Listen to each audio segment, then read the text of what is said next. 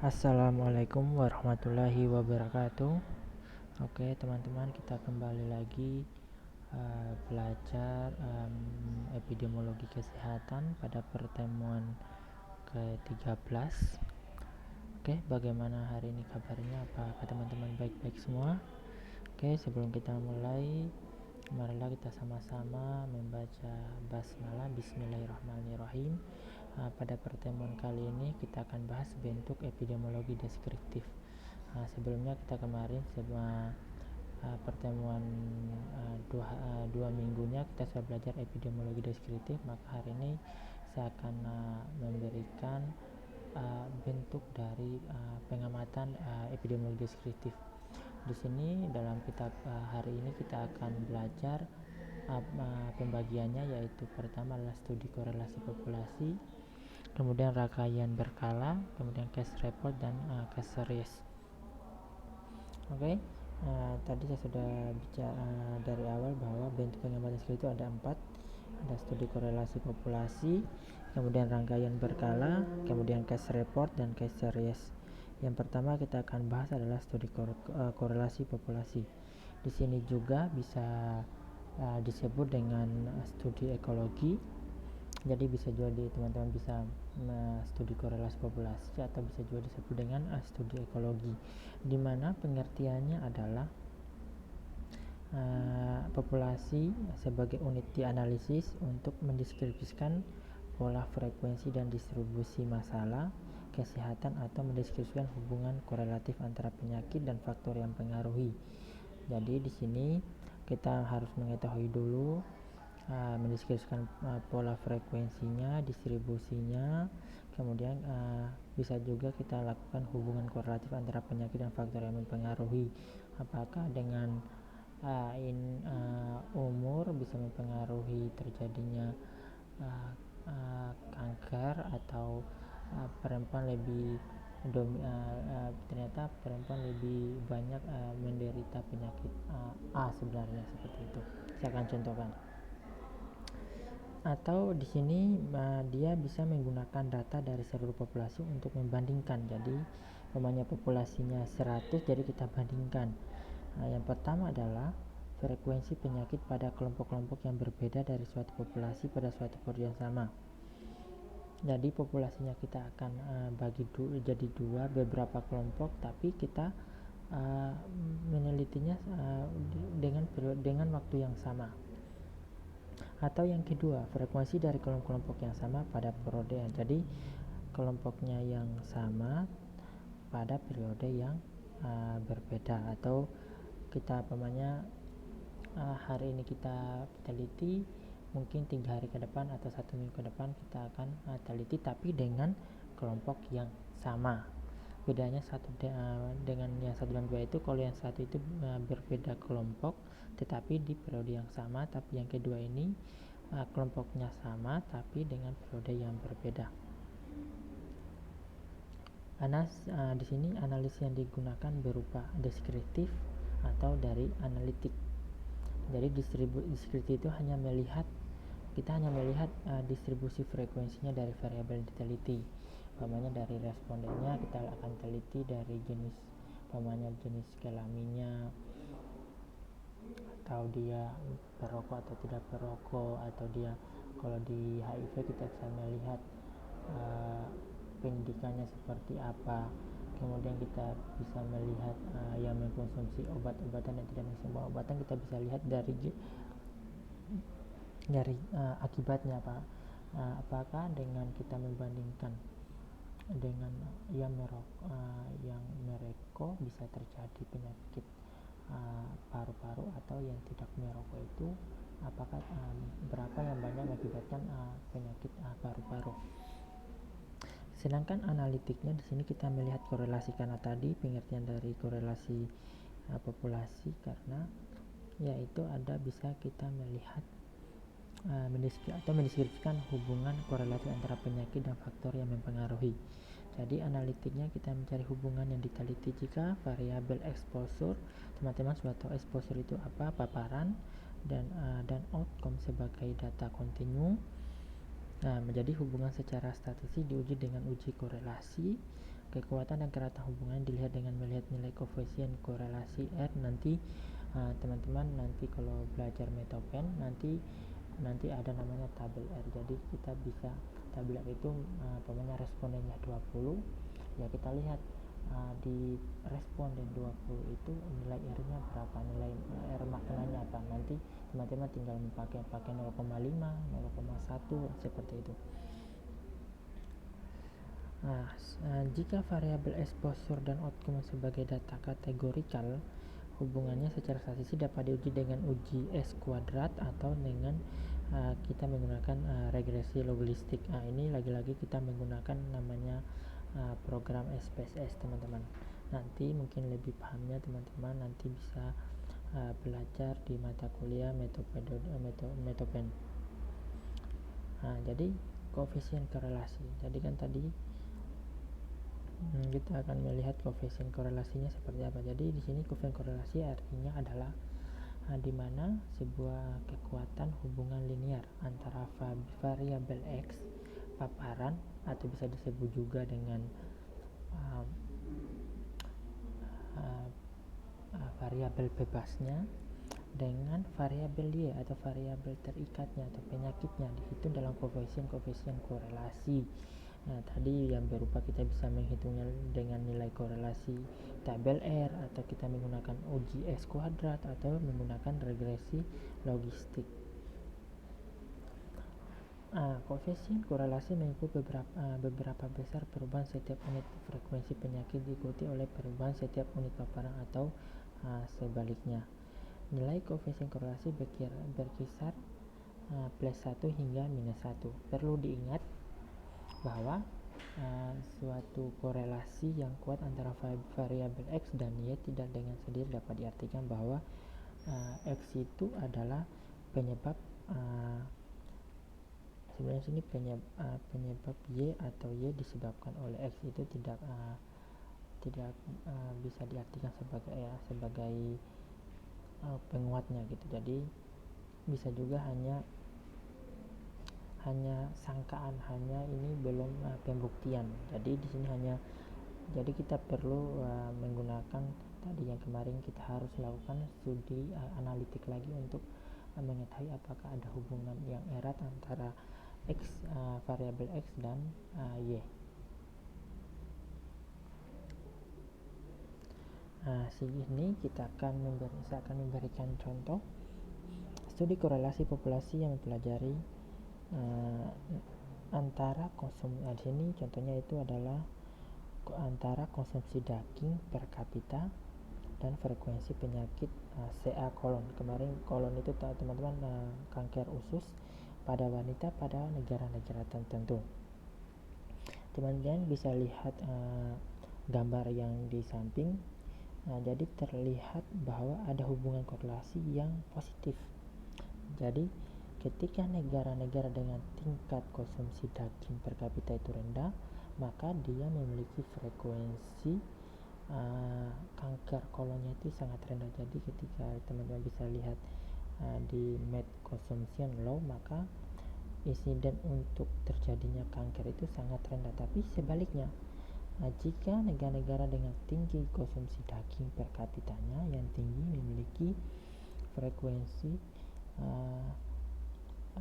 terjadi kanker usus itu ya sangat tinggi. Jadi pada tabel ini teman-teman bisa baca, itu namanya kita melakukan studi korelasi. Jadi bahwa dari data ini kita bisa simpulkan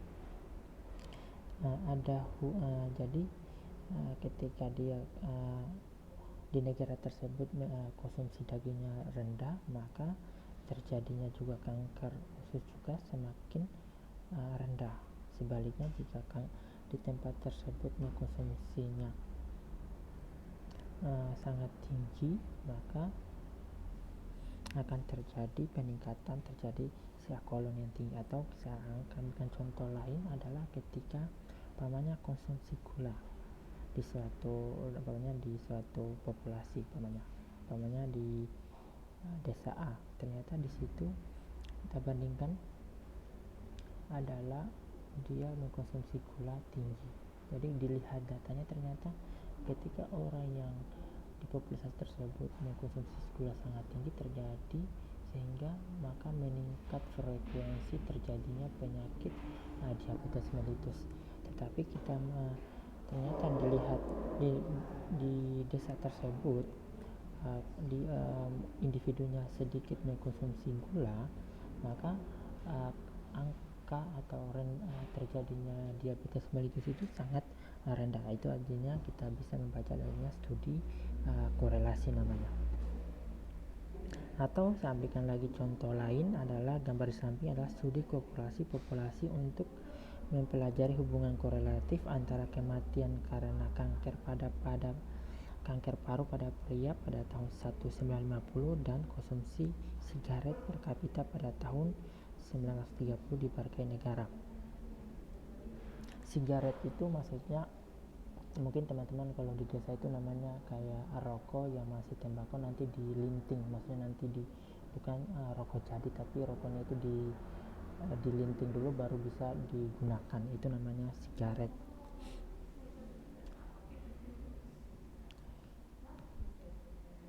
Ini kayaknya PPT-nya kebalik, jadi gambar yang saya akan lompati di kelebihannya ini dari contoh di atas. Yang tadi gambar di atas menyajikan sebuah studi tentang hubungan korelatif antara kematian karena kanker paru pada pria dan konsumsi sigaret per kapita, jadi di berbagai negara. Jadi negara sini ada Inggris, Finlandia, Swiss, Belanda, Denmark, Australia, Amerika, Kanada. Ini di daerah Eropa dan negara bagian Amerika. Jadi di sini karena harus ada perbedaan waktu 20 tahun karena di sini kita adanya perkiraan periode laten dari durasi penyakit. Jadi ketika orang sudah mengkonsumsi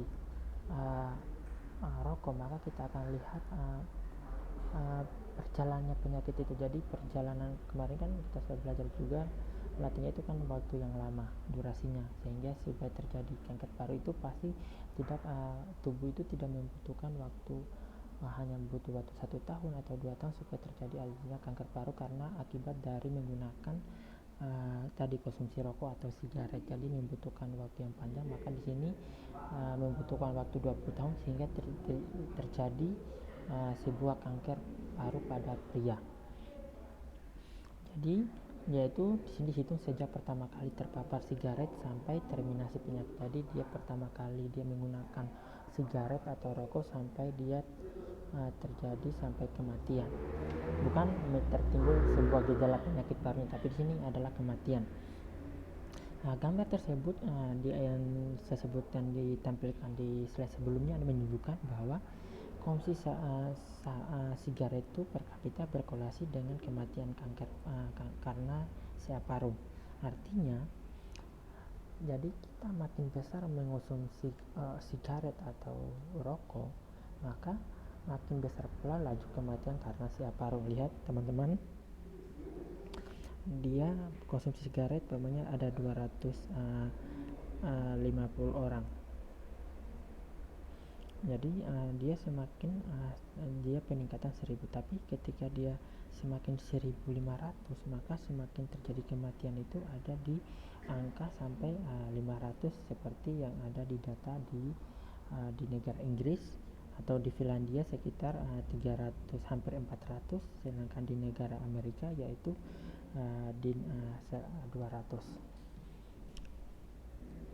Jadi kita berdasarkan kesimpulan peneliti membuat hipotesis kausal atau penyebab. Jadi merokok sigaret adalah penyebab kematian SEA paru karena tadi melihat dari pengonsumsiannya di sini. Jadi semakin banyak orang mengkonsumsi itu, maka semakin tahun itu per kapitanya maka terjadi kematian itu semakin meningkat juga. Jadi hipotesis tersebut selanjutnya dapat diuji dengan rancangan studi epidemiologi analitik. Jadi supaya kita melihat hipotesis ini, maka kita lakukan studi analitik apakah menggunakan kemarin cross sesional, case control atau cohort. Tapi ya biasanya bisa kita gunakan juga case control atau cross sesional. Tapi cross sesional kita ambil datanya yang sekarang seperti itu. Oke, sekarang mungkin teman-teman dari contoh tadi mungkin sudah mengerti tentang studi korelasi, studi koefisien korelasi populasi maksud saya. Oke. Kelebihan dari kita menggunakan studi korelasi populasi ini adalah dapat menggunakan data insidensi atau prevalensi maupun mortalitas. Dengan studi yang tepat sekali digunakan pada penelitian awal hubungan paparan dan penyakit. Jadi kita bisa gunakan sebagai penelitian awal untuk agar bisa menggunakan uji selanjutnya, mungkin menggunakan uji epidemiologi analitik. Kemudian dapat dilakukan cepat karena datanya kita tinggal ambil data masa lampau, mudah dan murah karena data di program biasanya sudah tersedia. Jadi kita tidak usah lagi mencari, kita tinggal melihat saja data yang sudah ada. Pemerintah atau instansi swasta biasanya secara rutin mengumpulkan data demografi, produksi pangan, pencatatan pelaporan mengenai mobilitas dan mortalitas. Contoh untuk menilai efektivitas program intervensi kesehatan pada populasi sasaran, karena kita melihat intervensi itu, kita melihat, kita evaluasi apakah dia sudah berhasil atau belum program yang dilaksanakan atau tidak, seperti itu. Nah, kelemahannya adalah yang pertama, di sini tidak dapat melihat hubungan paparan dan penyakit di tingkat individu. Jadi di sini tidak ada dia secara melihatnya hubungannya itu secara menyeluruh atau secara kelompok. Jadi tidak melihat antara paparan dan penyakit di tingkat tiap individunya. Yang pertama adalah studi korelasi populasi dapat mengetahui jumlah orang yang terpapar dan jumlah orang yang sakit pada populasi, tapi tidak dapat diketahui bagaimana status paparan, status penyakit pada individu perorangan maksudnya. Dengan kata lain, kita tidak dapat mengetahui apakah seseorang yang terpapar juga berpenyakit. Kalau bedanya kan dengan yang konsesional kemarin, kita harus ada tabul silang. Jadi ada yang terpapar, tidak terpapar, tapi berpenyakit dan tidak berpenyakit. Terpapar bisa juga dia tidak berpenyakit. Kalau yang terpapar bisa juga tidak berpenyakit, bisa juga dia mengalami berpenyakit, seperti itu. Tapi kalau yang ini kita tidak bisa melakukan terpapar, jika dia terpapar juga penyakit atau tidak. Kemudian jika populasi sebagai unit analisis kita pakai untuk membuat intervensi kausal pada individu, maka terjadi kekeliruan atau namanya kesalahan ekologi.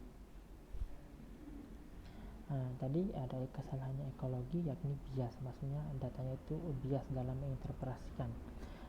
Pertama kali ditemukan oleh sosiolog namanya William Robinson. Dia menemukan korelasi kuat 0,62 antara populasi di sini melek huruf dan proporsi imigran di Amerika Serikat di tahun 1930-an. Betulkah daerah yang melek hurufnya, maksudnya melek huruf ini tidak, maksudnya dia tidak mengerti hurufnya tinggi karena banyak kaum imigran. Ketika Robinson mengkorelasikan melek huruf dan imigran secara individual diperoleh dan nilai 0,12, artinya kaum imigran itu kaum imigran berkorelasi lemah dengan melek huruf, bahkan korelasi terbalik karena terdapat perbedaan temuan, karena kebanyakan imigran tinggal di kota besar daripada pedesaan, di mana tingkat melek hurufnya di kota besar lebih besar dibandingkan di pedesaan. Jadi dia lebih di sini penelitian ini bahwa penelitian Robinson itu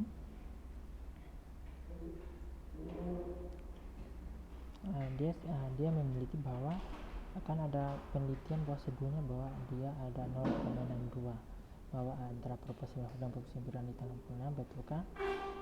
Ternyata setelah diteliti oleh lagi Robinson bahwa tidak ada hubungannya, karena yang melek huruf itu kebanyakan tinggal di kota, sehingga dia bisa lebih cepat mengetahui melek huruf atau mengetahui huruf yang ada di Amerika tersebut karena dibandingkan di pedesaan, seperti itu. Yang berikutnya, yang ketiga adalah tidak mampu mengendalikan pengaruh faktor perancu atau yang pengganggunya. Faktor perancu bersama faktor penelitian dengan penyakit menciptakan keadaan problem namanya multikoliniaritas. Karena multikolinearitas perkiraan korelasi melalui analisis populasi selalu besar dibandingkan analisis individu. Namanya contoh di sini adalah terlepas dari korelasi positif dan kuat antara perokok sigaret dan kematian karena sel paru, kita dapat menduga bahwa perikan tersebut lebih dari sesungguhnya. Maksudnya karena tadi ada perancunya, kita tidak mengendalikan pengaruh faktor perancu atau pengganggu. Mungkin kita bisa mengendalikan pengganggu, mungkin lebih besar lagi orang yang mengkonsumsi sigaret itu mengalami kematian. Karena adanya faktor lain yang bermultikoliner seperti populasi udara, mungkin dia bukan hanya dari hanya perokok. Mungkin akibat kematian itu bisa terjadi karena dia terpapar polusi udara, asbes atau radium atau hidrokarbon atau arsen inorganik atau radiasi dan lain-lain, sehingga dia terkena kematian akibat CA paru. Jadi bukan hanya sigaret aja dia konsumsi, mungkin dia ada populasi lain yang menghirup populasi udara atau asbes tadi atau radium atau arsen inorganik. Nah, itulah kelemahan dari kalau kita menggunakan studi korelasi populasi. Oke, yang kedua kita akan jelaskan adalah studi rangkaian berkala, adalah di mana rancangan studi yang bertujuan mendeskripsikan atau mempelajari frekuensi penyakit, status kesehatan dari sebuah atau beberapa populasi berdasarkan serangkaian pengamatan pada beberapa sekuen waktu.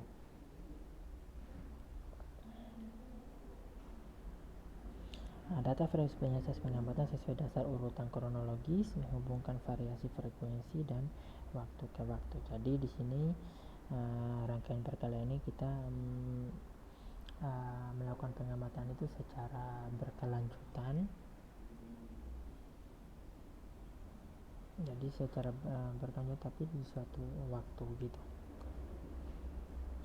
Studi rangkaian berkala digunakan untuk di sini adalah meramalkan kejadian penyakit berikutnya berdasarkan pengalaman terdahulu. Jadi tujuannya adalah untuk kita meramalkan penyakit berikutnya berdasarkan pengalaman terdahulu. Kemudian yang berikutnya adalah mengevaluasi apakah seefektif apakah intervensi kesehatan masyarakat dilakukan dengan cara mempelajari di sini perubahan gerakan kurva frekuensi penyakit pada populasi sasaran beberapa interval waktu, baik sebelum maupun sesudah implementasi intervensi. Umpamanya kita lakukan sebelum intervensi kita lakukan frekuensi, ternyata saya akan contohkan di sini umpamanya orang yang pengetahuan terhadap hipertensi. Jadi kita ukur dulu, ternyata di situ pengetahuannya masih kurang. Jadi ketika kita lakukan intervensi, melakukan pendidikan kesehatan kepada masyarakat tentang apa itu hipertensi, penanganan seperti apa, setelah itu kita cek ternyata dia sudah meningkat pengetahuannya, seperti itu namanya. Jadi kita lihat secara berkala. Yang berikutnya adalah case report.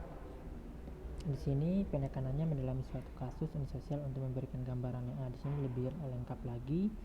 Case report cenderung mengamati dia di sini ciri-cirinya adalah karakteristiknya itu dia mengamati sampel kecil, tetapi variabel dipelajari banyak dan mendalam. Jadi sampelnya kecil tapi variabel yang dipelajari itu maksudnya mungkin dia terdiri beberapa variabel bebas atau dan mendalam. Kemudian laporan tentang profil dari pasien biasanya merupakan penyakit-penyakit baru, masalah kesehatan baru atau fenomena baru yang belum jelas. Ini namanya case report namanya.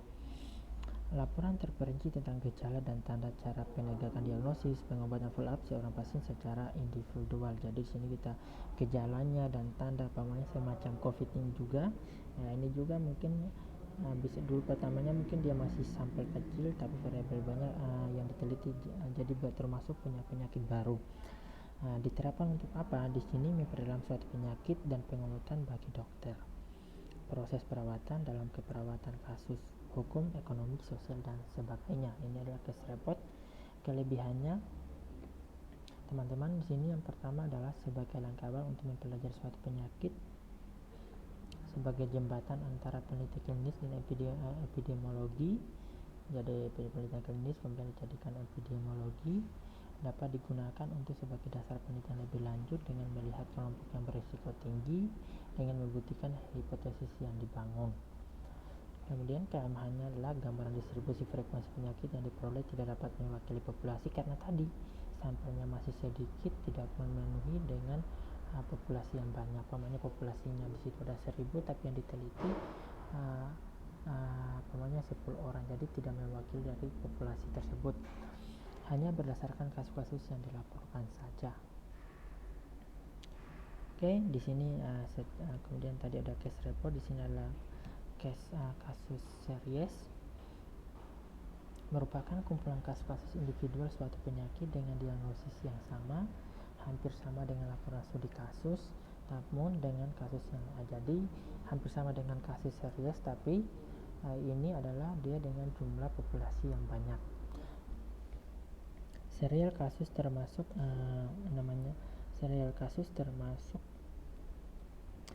penelitian yang harus kita observasional, jadi karena mengikuti perjalanan penyakit beberapa pasien diketahui paparannya atau memeriksa paparan dan hasil dari catatan medis pasien. Jadi kita melihat dari gejala-gejala paparannya, kemudian kita lihat penyakitnya, perjalanan paparannya seperti apa. Yang berikutnya surveillance yang rutin dilakukan. Jadi kita harus lakukan surveillance yang rutin dilakukan untuk suatu penyakit yang belum jelas diagnosisnya ataupun sudah jelas diagnosisnya. Di sini yang pertama adalah merupakan kumpulan laporan kasus atau serial kasus untuk mendeteksi munculnya penyakit baru dapat digunakan untuk mendeteksi. Kumpulan laporan kasus dapat kita analisis secara sederhana, yakni dengan melihat distribusi frekuensi penyakit berdasarkan orang, tempat atau waktu. Ini namanya juga ciri-ciri dari epidemiologi deskriptif, yaitu kita melihat orang, tempat atau waktunya. Contohnya kita akan lihat. Ini contoh dari suatu studi laporan kasus. Umpamanya di sini adalah suatu penyakit yang belum jelas, sebut penyakit X. Jadi umpamanya dia belum jelas, jadi kita teliti 10 orang dengan gejala-gejala yang mirip atau sama satu sama yang lain. Umpamanya dengan berdasarkan gejala dan pemeriksaan laboratorium. Yang pertama, berat badannya. Jadi berat badan 9 orang dengan gejala yang mengurus, itu gejala kurus, berat badannya. Sedangkan yang tidak berat badan tidak turun adalah 1 orang. Kemudian dengan gejala berikutnya diare. Ternyata di situ dengan penyakit X ini ternyata ada 6 orang diare, kemudian tidak diare ada 4 orang. Kemudian gejala demam, ada 8 demam dengan pneumonia itu pada gangguan pada paru-paru, kemudian 4 tidak terjadi demam. Ini seharusnya tulisannya 2 tidak demam. Bercak pada kulit, di kulitnya ada bercak, di sini ternyata ada 7 orang yang terkena, kemudian yang tidak adalah 3 orang. Dilakukan pemeriksaan laboratorium, ternyata semua pasien itu ada 10 orang ini mempunyai angka limfositnya itu menurun. Sedangkan demografinya, kita lihat jenis kelaminnya, ternyata dari 10 orang ini yang paling didominasi adalah pada pria ada 9 orang, wanita 1 orang. Umurnya dewasa muda ada 8 orang, kemudian yang tua ada 2 orang. Kemudian pekerjaannya ternyata pemusik itu ada 6 orang, kemudian pegawai 4 orang. Di sini kita berdasarkan perilaku berhubungan intim. Ternyata di sini yang sesama jenis dia 8 orang, lawan jenis 2 orang. Dia berdasarkan konsumsi obat-obatan, drugs, narkoba, dia menggunakan jarum suntik 8 orang dan 2 orang bukan pengguna, maksudnya tidak menggunakan narkoba. Jadi kita lihat ini adalah contoh laporannya. Dari data di atas dapat dilihat, kemudian kita presentasikan, kita distribusikan. dari gejala-gejala dan pemeriksaan laboratorium penyakit tersebut adalah jadi 90% orang yang mengalami berat badan dia menurun atau dia kurus, kemudian 60% dia mengalami diare karena tadi 6 orang berbanding 4, kemudian 80% dia mengalami demam dengan pneumonia, kemudian 70% karena ada 7 orang yang mengalami bercak pada kulit, kemudian 100% semua mengalami penurunan limfosit secara gratis. Dari demografisnya tadi 9:1, maka 90% pria, 10%-nya wanita. Bisa juga teman-teman menggunakan seperti itu. Dewasa muda 80%, dewasa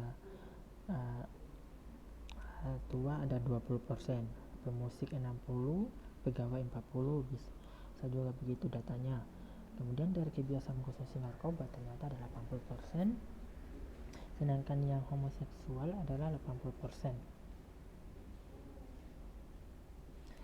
Dari data di atas ini kita lakukan diperoleh gambaran distribusi penyakit berdasarkan tadi kita lihat gejala dan tanda serta pemeriksaan laboratoriumnya, kemudian gambaran demografi, dia kebiasaan mengkonsumsi narkoba, kemudian perilaku sosial. Dari analisis ringan itu kita dapat informasi kelompok orang yang berisiko, antara lain adalah pada demografinya yaitu yang paling tinggi mengalami kelompok berisiko yaitu pada pria, kalau pada umurnya yaitu pada dewasa muda, pekerjaannya itu pada pemusik, kemudian pada pengonsumsi narkoba itu pada pencandu narkoba yang mengalami berisiko tinggi pada penyakit X ini, kemudian pada yang mengalami kelainan yaitu terjadi perlakuan yang homoseksual.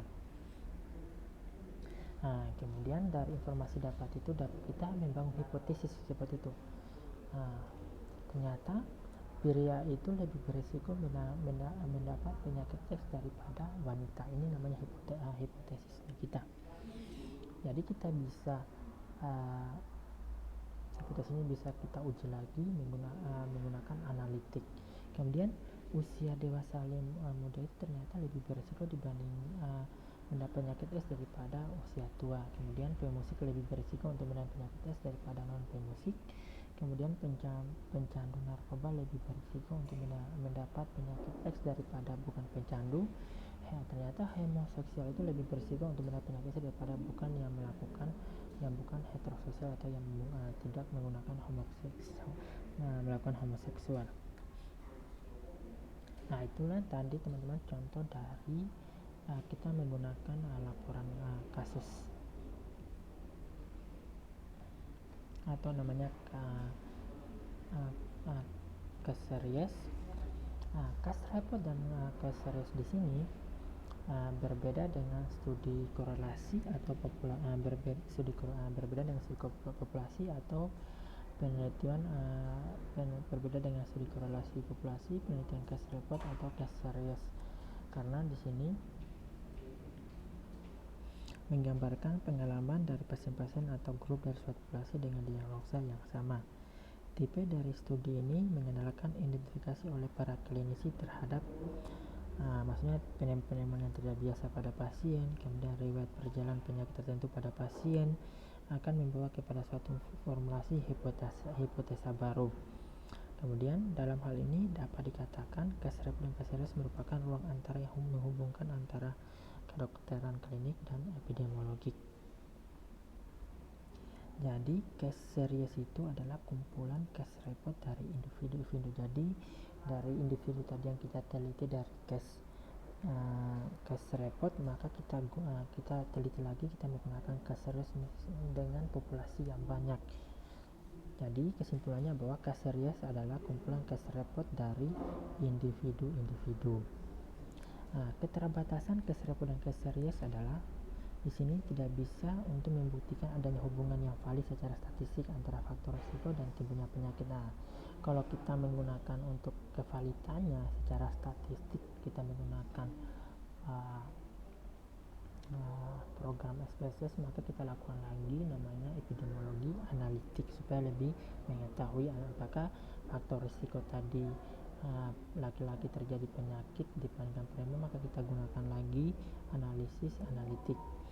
Case report hanya merupakan pengalaman satu orang perorangan.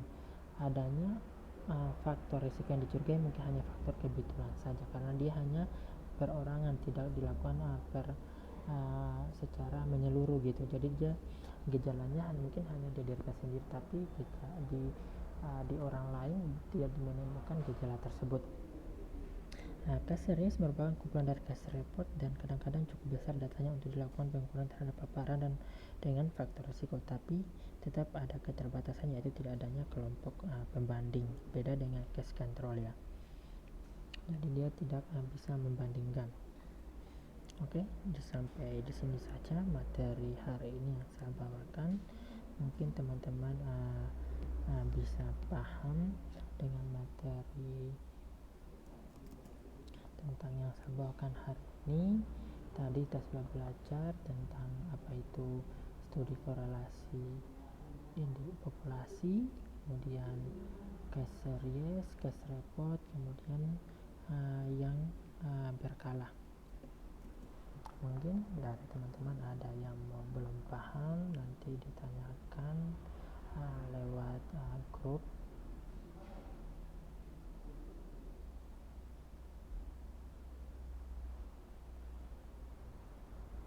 Tadi studi rangkaian berkala, mungkin teman-teman ada yang belum paham, saya ulangi lagi.